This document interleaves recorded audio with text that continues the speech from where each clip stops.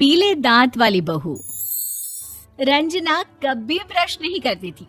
उसे कितनी बार उसके माँ बाप ने डांटा, लेकिन उसका कोई असर उस पर होता ही नहीं था, जिस कारण से उसके दांत पीले पीले हो जाते हैं। शादी के बाद। अरे बहू, वैसे तो तुझ में कोई कमी नहीं है, पर तेरे दांत इतने पीले कैसे हैं बेटा? कैसे मतलब? कोई सर्जरी थोड़ी ना कराइए। वो तो क्या नाम, मैं ब्रश नहीं करती थी तो पीले हो गए। अब क्या करूं? आप कहें तो लाल करवा लूं या फिर काले? यार ये क्या है, क्यों माँ से लड़ रही हो? लड़ रही हूँ? अरे मैं लड़ रही हूँ या ये बोल रही है कि दांत पीले हैं, पीले। अरे तपस्या थोड़ी ना की है इन्हें पीले करने के लिए। बकायदा ब्रश नहीं किया है 20 साल तक, तब जाकर। छी, कैसी बात कर रही हो? ये उस वक्त तो पीले नहीं थे जब हम लोग तुम्हें देखने आए थे। अरे तब साफ करवा लिया होगा डेंटिस्ट के पास जाकर। अब देखो कैसे पीले पीले लग रहे हैं। रंजना सास की तरफ गुस्से से देखती है। फिर शुरू हो गई पीले पीले पीले। अरे पीले तो तब भी थे जब मेरे हाथ का रसगुल्ला उड़ा उड़ा कर खा रही थी और बोल रही थी, लड़की नहीं गुणों का खजाना दे रहे भाई साहब आप। खैर, अब वो लोग करते भी तो क्या करते, पीले दांत वाली बहू पल्ले पड़ी थी तो झेलना तो था ही। एक दिन कीर्तन में रंजना गाना गा रही थी। अरे कमला बहन, माँ का द्वार है, यहाँ तो सब शुद्ध होकर आते हैं, फिर अपनी बहू को ब्रश भी नहीं करवाती तुम। दूर से पीले पीले दांत भक्ति में बाधा उत्पन्न कर रहे हैं। अरे कोई 2 साल के बच्चे थोड़ी ना लेकर आई हूँ मैं बहू बनाकर। अच्छी खासी लड़की है, अरे कैसे करवाऊं ब्रश? ये तो उसे खुद करना चाहिए ना।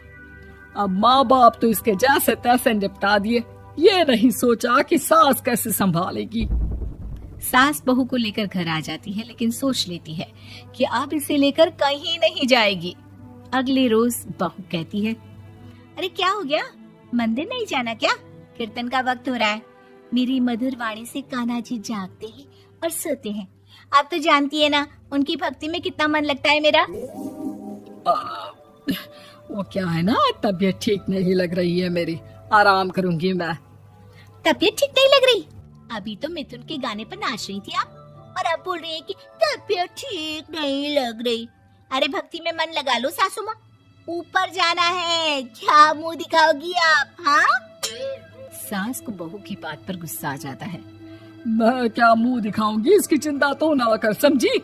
अपने मुंह की चिंता कर, जो ये पीले पीले दांत लेकर हर जगह पहुंच जाती है। पता है लोग कितना मजाक बनाते हैं।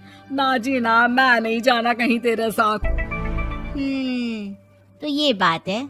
कोई ना, मत जाओ, मैं अपने कमरे में ही बैठकर भक्ति कर लूंगी। ऊपर वाला दांत थोड़ी ना देखता है, मन देखता है, भावना देखता है।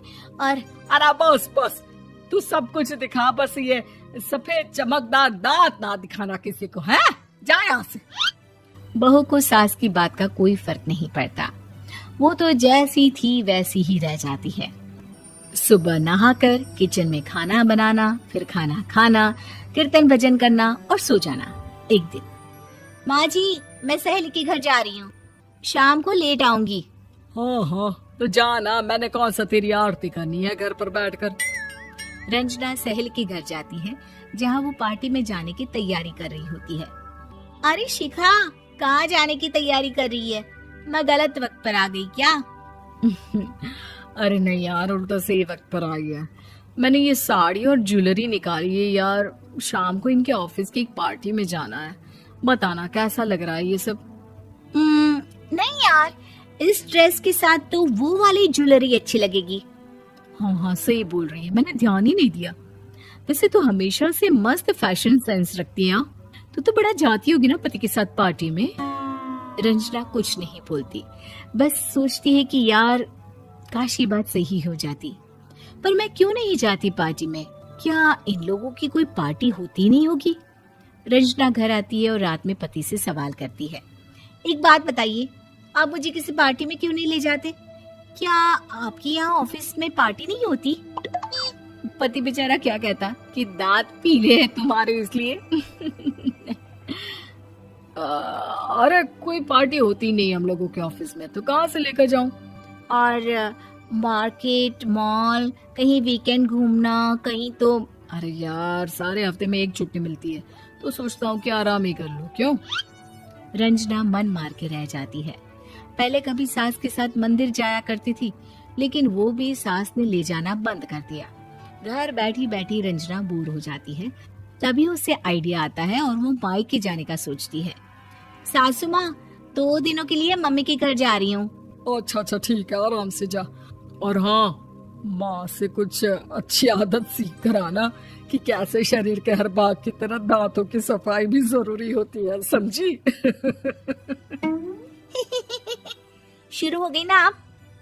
वो लोग आपकी तरह नहीं है कि छोटी छोटी बात का बतंगड़ बना दे।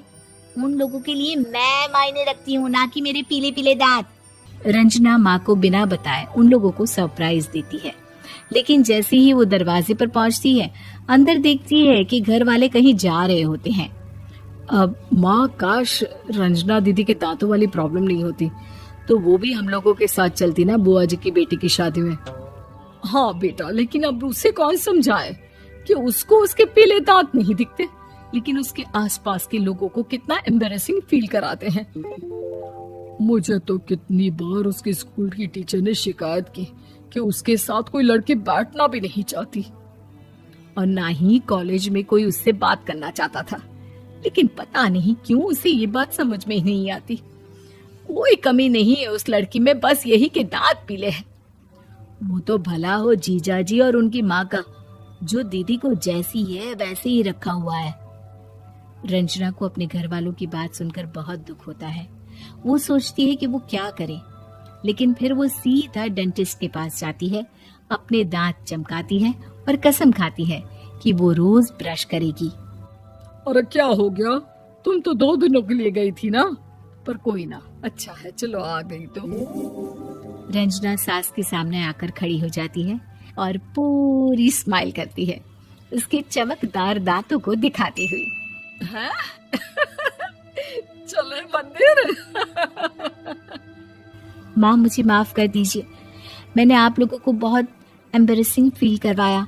मैं आज से रोज ब्रश करूंगी।